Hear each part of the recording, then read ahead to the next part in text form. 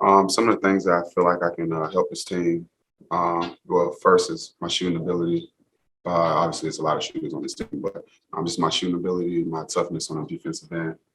I like the challenge of guarding the team's best player. Um, I take great pride in that, and I do anything that the coach needs me to do. So, whether it's starting, come off the bench, whatever it is, to be able to take that next level and get us out of the position that they were in last year, and just overall just becoming a better defensive team. Tell us some of the things that you know about Jason Kidd as a player and as a coach. I mean, as a player, obviously everyone know how great he was as a player, but just his leadership. I mean, he played the point guard position. He continued to get a lot of players involved. Obviously, he was with the Lakers last year. He was a top defensive team in the league. So, obviously, defense is going to be a main thing for him too. So, just his defensive mindset that he has that he's going to try to bring to this organization and to this team, and just the assets of the players that he already have here, I think would be a great addition. Cauley, go ahead. I'm Cauley Kaplan with the Dallas Morning News. Reggie, when did you get to Dallas, and how much have you gotten to, I guess, kind of start building chemistry with guys through pickup games or just in runs? I got here around September 5th, September 6th. I flew in from Atlanta, Georgia. That's where I live at in the off season.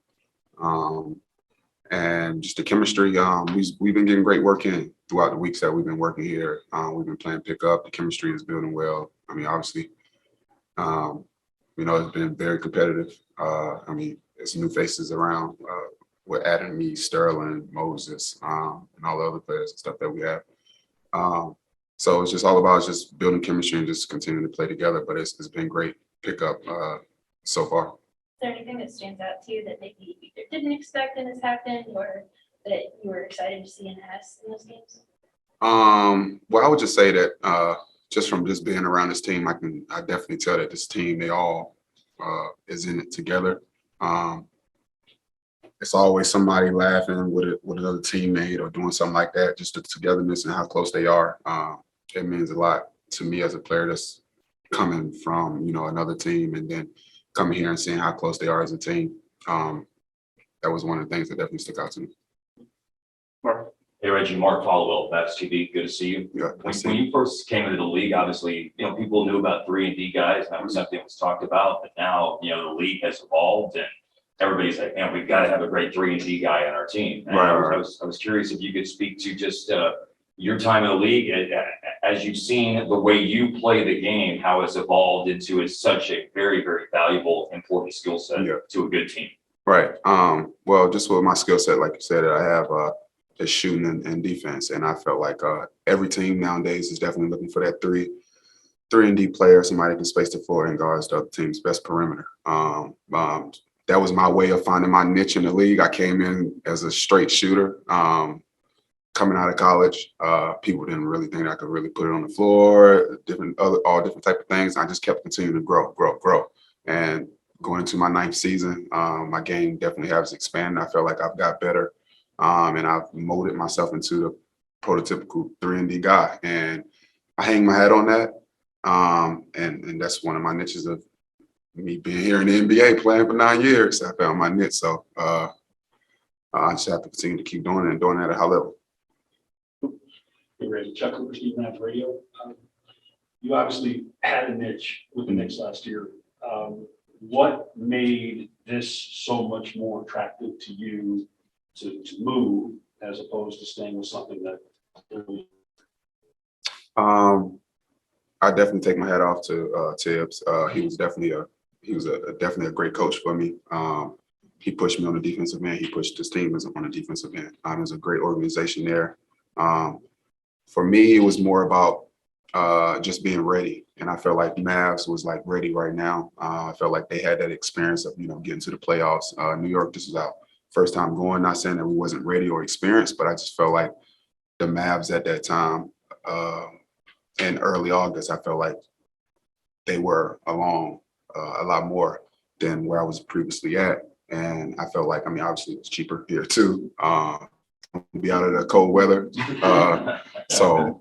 And just experience in Texas. I never lived in Texas. I got one family member out here. So I had to bring my family here. And it was just it's just good to be into a new environment and just see where it's going to take me. Brad Towns in Dallas Morning, because I enjoy following you on social media, especially like your weightlifting. Oh, yeah. And how old are your twins? And as a father of twins myself, how's it been to be a father of twins? One crying, one sleeping, one using, but you just changed this pamper and then you got to change another pamper. So everything in twos. When I look at their closet and their shoes and their clothes, it look literally like a whole like baby store, like Buy Baby. My girl go there, I bought everything in Buy Baby for all the babies. So it's just everything in sets of two. And I mean, it's just been a great. I have an older son. He's 8 years old, and then I just had twins. My twins are 10 months, and their names are Heart and Soul. And my oldest son name is Trey. He named after me 3. Yeah. Okay. Hey, Reggie, just another question. It was pretty new news for us around here that Frank Ntilikina was signing with the Mavs. That just came down a few days ago, and obviously you were there with him in New York, and I think we're going to get a chance to talk to him a little bit.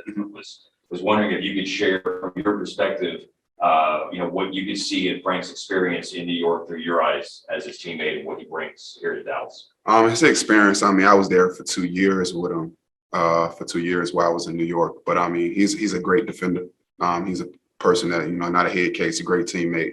I felt like he probably didn't get the best of his opportunity when he was in New York. They call him the Prince for a reason. He's a Prince now, and now the Prince is down here in the south part of in the south part. But I mean, he's a great teammate. We locker room buddies again. He right beside me again. So it's good for us to, both of us defensive minded players, and he's a great defender too. And I'm glad that we brought him on board.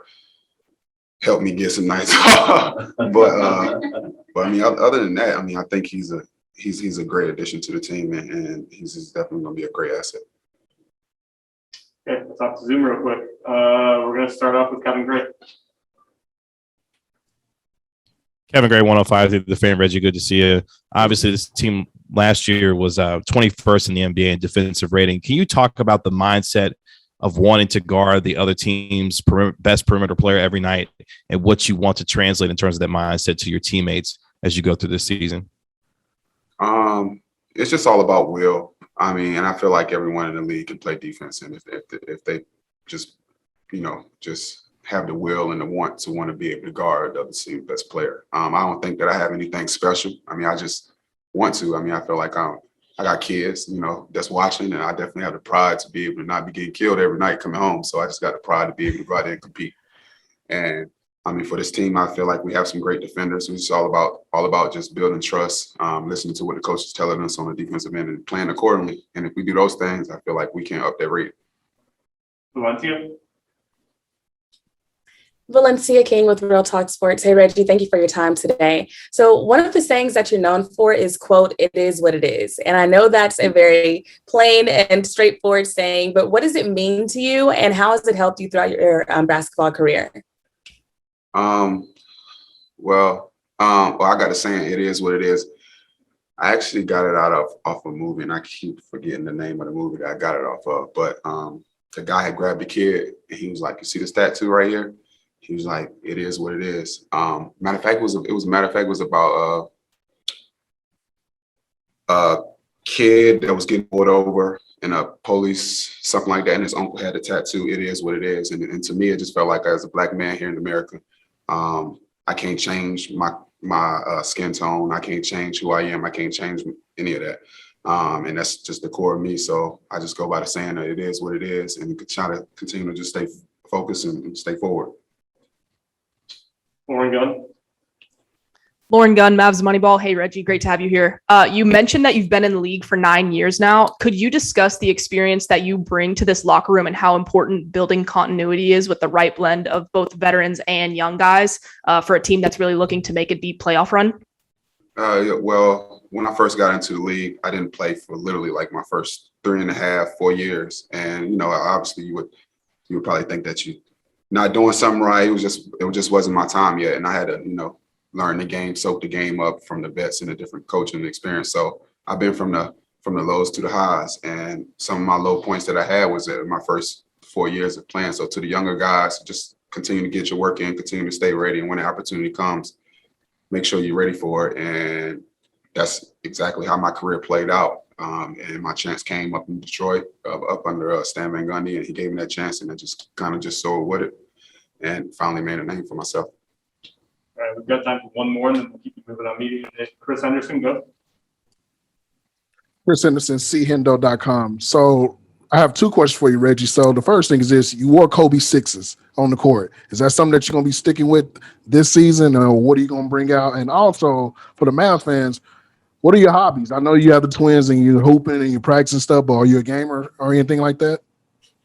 Yeah, so I actually be on YouTube all day, really. Just just being on YouTube, I just type in crazy things. I type in things like most random things found in the ocean, and I just learned so much off of YouTube. It's literally my TV that I go and tell one of my family members, and they'd be like, "How you know that?" And they think I'm so smart, and I was like, "It's on YouTube. I've learned it on YouTube." So I'm a YouTube fan. And what was the other question? I'm sorry. Yeah. So on the shoes. Yeah. So I would probably play in Kobe sixes again, or either Kyrie's. It's my choice of options right now. But I mean, it's a lot of great Nike shoes. I'm a Nike player, so it's a lot of other great shoes out there. But I like shoes that's light, and I can be able to run faster and move. I appreciate you. Yeah. That'll do it. Thanks for your time today, Reggie. Yep. We will see you next week.